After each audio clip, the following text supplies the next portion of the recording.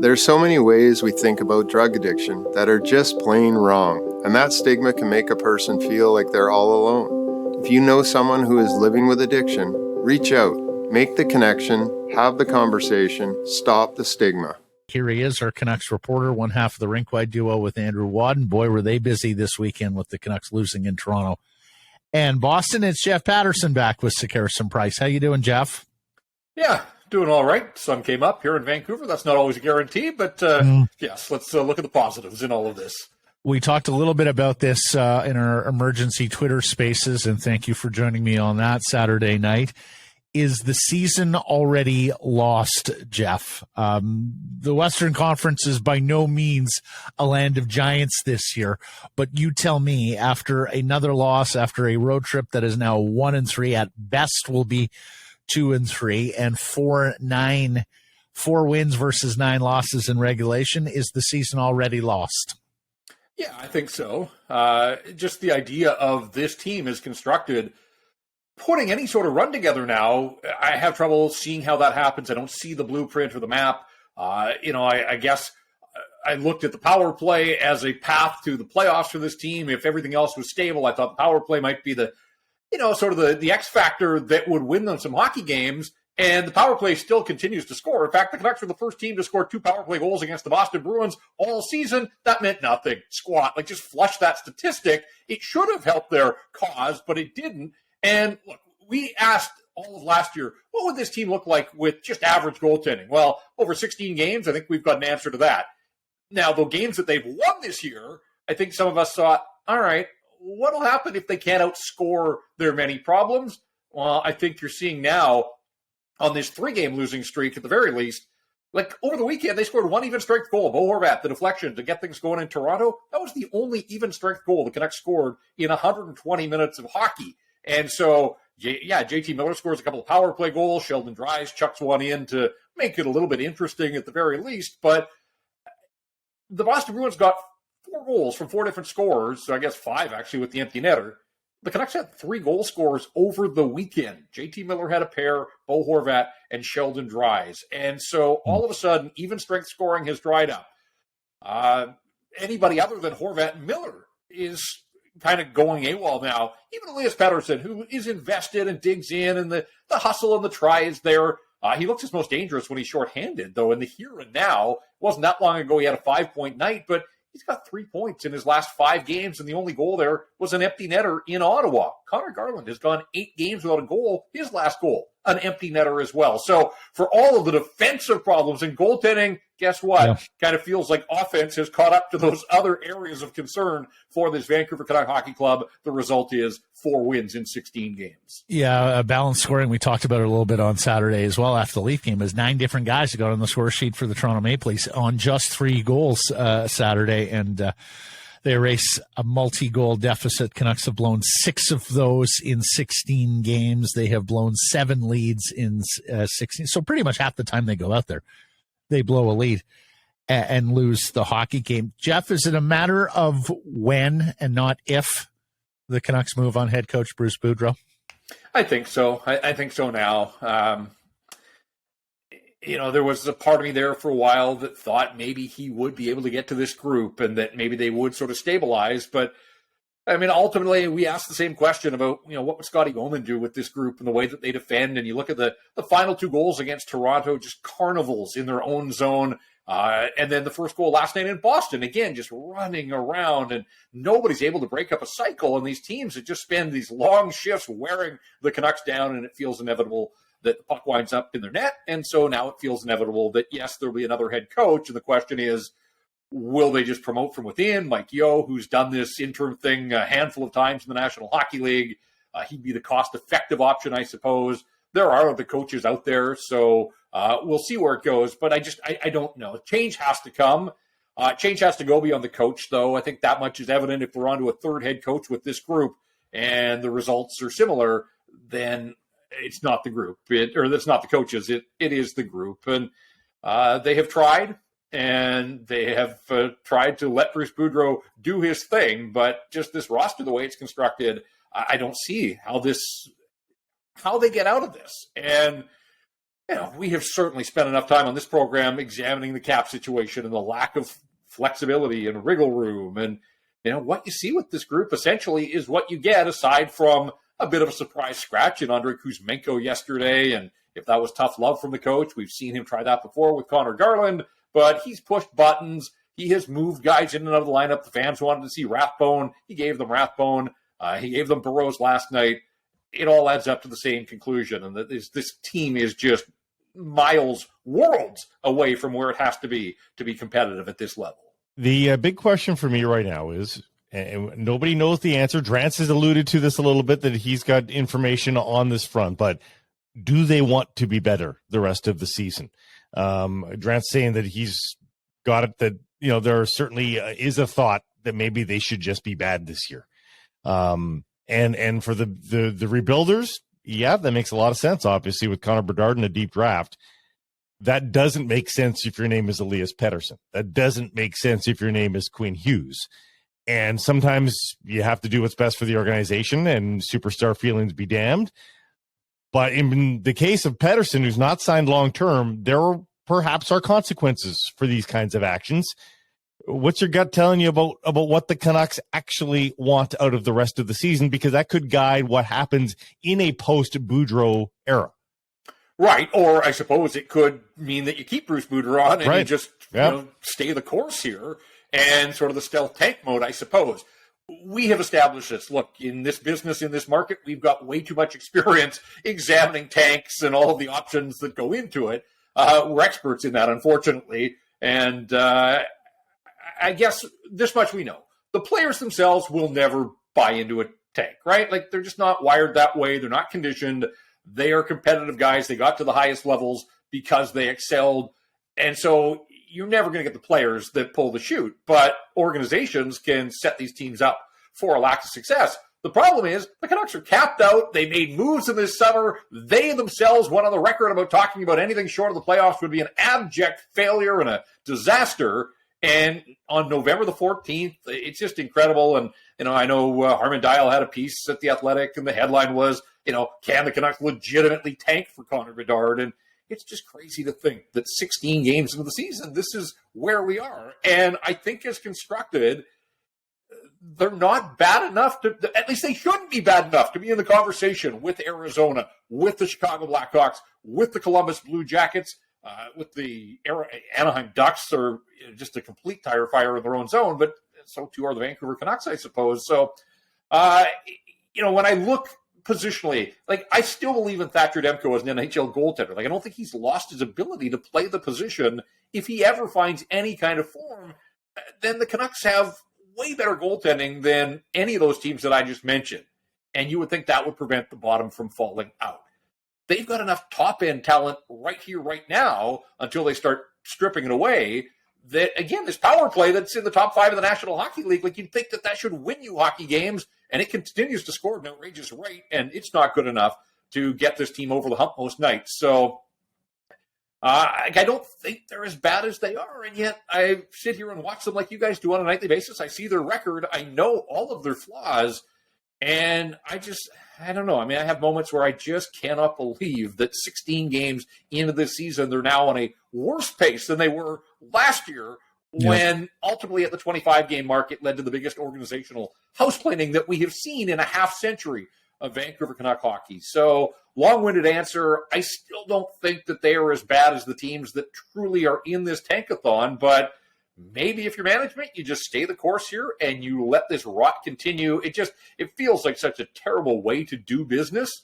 And yeah, you're going to lose some of the fan base and you'll lose ticket revenue and all those types of things. And then ultimately, I guess you have to, factor in Canuck luck. And so, they could bottom out, get into the lottery. And does anybody truly believe that the lottery ball is going to spit out a Canuck logo to give them Connor Bedard? Kuzmenko being scratched is now on the resume. Now he's been scratched. Does it hurt his trade value if and when the Canucks do want to pull the trigger on that? Because he's had great stats, counting stats at the very least up until that point. He's done his part to give the Canucks either a trade chip or a player going forward. But I wonder if beyond a coaching change, if there needs to be something. There needs to be a player move of some sort that either wakes up this team, shows an angle towards rebuild or shows an angle towards being a better team. But between Horvat being a UFA and Kuzmenko at his value price, there should be a move made, though. But I just don't know why they would have healthy scratched that particular player whom you're trying to keep as or prop up as a huge asset. Yeah, in a vacuum, on one night, 16 games into his NHL career, sitting him down, not the end of the world for me. And I think the signs were there. He played 9 minutes and 27 seconds the night before in Toronto. It was 3 games in 4 nights. It was a back-to-back. His performance has dropped. I know it wasn't that far ago or long ago that he had a hat trick. I think he had 5 or 6 goals in a 5-game run playing with Elias Paterson. We talked about Paterson's play and performance and production ultimately dropping off a little bit, and I think that goes hand in hand with Kuzmenko. But he was a non-factor in Toronto, and in fact, a 1-goal game. The Canucks had power plays in the third period, and he barely saw the ice. So if you took those as a few clues, I'm not shocked that he was the guy that came out of the lineup. But I think the other part of that equation, Blake, is, all right, so you can play that card once. Can you play it again? How long before you piss him and his camp off? And he has options and decisions, when you get to the contract talks for next year and beyond. And ultimately, I think, and I guess there's a part of me, guys, that's amazed that somebody on this roster hasn't said, that's it, I'm done, get me out of here. And we haven't encountered that. And instead, it's the opposite. They re-up Brock Besser. They commit to JT Miller.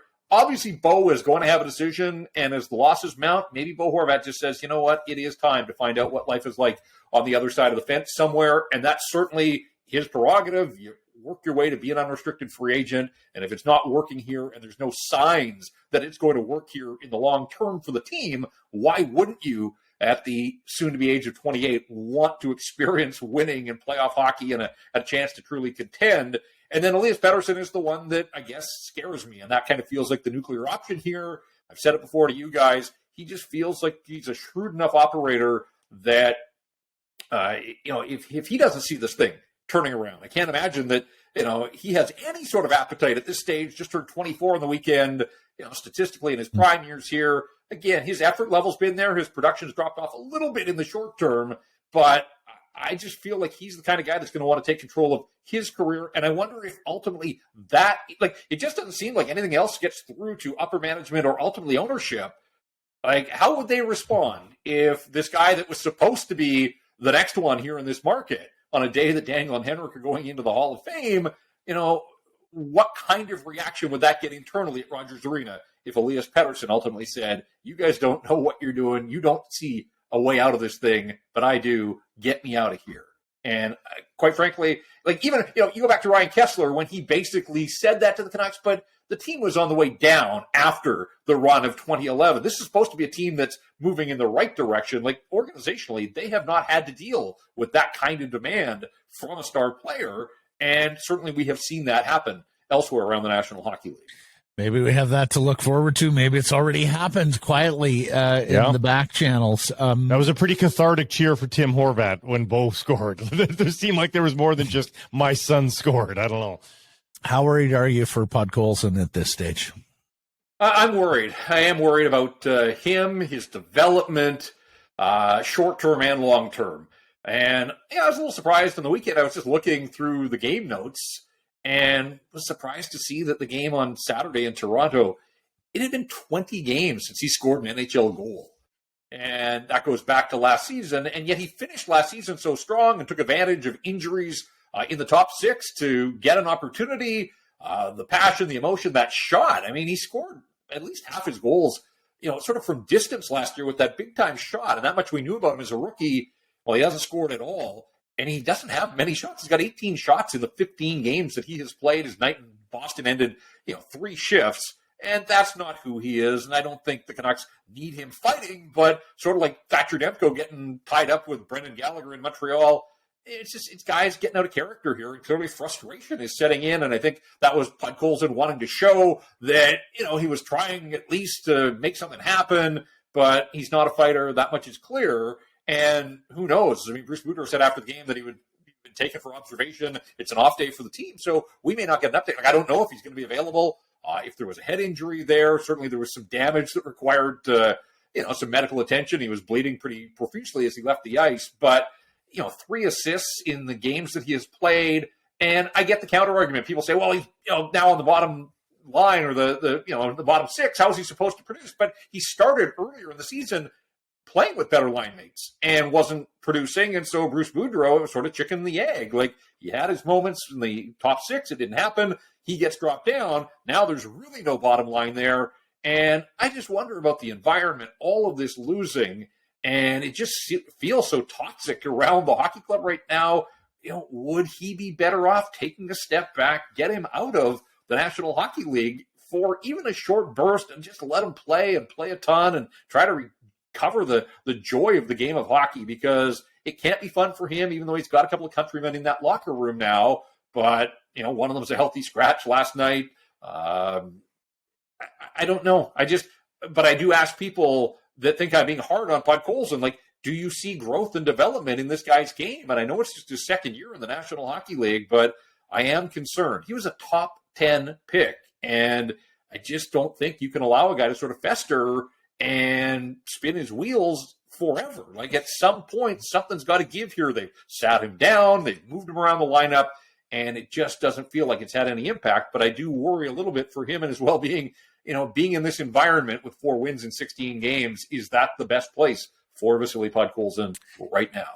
I want to move on to Hall of Fame here, Blake, if you're done with the current edition. Sure. Just because, as I said in the welcome mat, I don't know whether to be sad or angry or both for Daniel and Henrik Sedin, and to a lesser degree, Roberto Luongo, that on your big day, you have all of this swirling around the contemporary team, that despite your best efforts to make this one of the preeminent NHL franchises, and it was a preeminent NHL franchise a decade ago, you've rolled into Toronto this week and your current team is a laughingstock. Don't know if the owner is there. He's got serious allegations against him. You're looking at a third coach in the space of a year.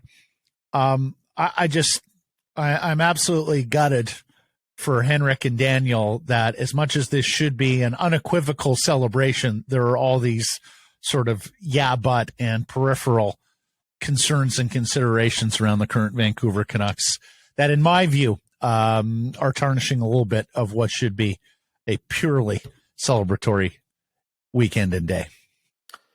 Yeah, I mean, I hope they can put all that aside and have their moment, and I'm sure they will, but you're right. I mean, everything you said there, it applies, and they're on the payroll. Like, they're back in the fold. So, I won't say it's on their watch, but these are guys that made a choice to come back to this organization, and I think they did so because they believed that they could be part of the solution. And so far, nobody has had any answers whatsoever. So none of the issues facing the current Canucks go away, but hopefully all that can just be shoved aside for it looked like it had for the weekend. They looked like they had a good time getting their Hall of Fame rings and getting back on the ice. And I know that they haven't spent an awful lot of time since their retirement back on the ice. I mean, that's changed a little bit this year with their role in development, that you see them now back on skates. But for a few years there, I think the only time really they got back on skates was to take part in that Can-Am tournament that's coming up here, to do their part to raise some funds for charity. Whatever the case, it doesn't tarnish their legacy, their, everything that they accomplished, their story. Everybody in this market knows it. I was so fortunate to really, my time covering the Canucks mirrored their time as players. Was there in Boston the day they were drafted, was there in Edmonton the night that they ultimately took their final laps, and that final home game is going to be a memory that sticks with me for all time. So just trying to think of all the great memories, and the fact that these guys rose to the highest levels, the Sedinery, as Dave Tomlinson coined it, and all of the short passes and the cycling, and doing it. It was funny because I was just thinking this morning too, again, every time that people had to defend them about not being tough enough, and you just think of their accomplishments going against the best defenders, and usually the matchup center on the other side or the shutdown line on the other side, and all they did was rise above, and as good as they were on the ice, even better off of it. So great day for Daniel and Henrik. And I just think it's so cool too that they're there with Roberto going in, obviously teammates and friends, but also to have their countryman Daniel Alfredsson being inducted too. So some great links that sort of extend beyond the Canucks to be a part of that group, the class of 2002. I hope it's a great day and a great night, and hope it's been a great weekend for them, because it certainly was an incredible career. Yeah, it's a little hard to separate everything if you're a Canucks fan watching this and then watching the current team and the way they play. Jeff, marvelous stuff. Thank you for the time here today. We will catch up with you on Wednesday. All right, guys. Thank you.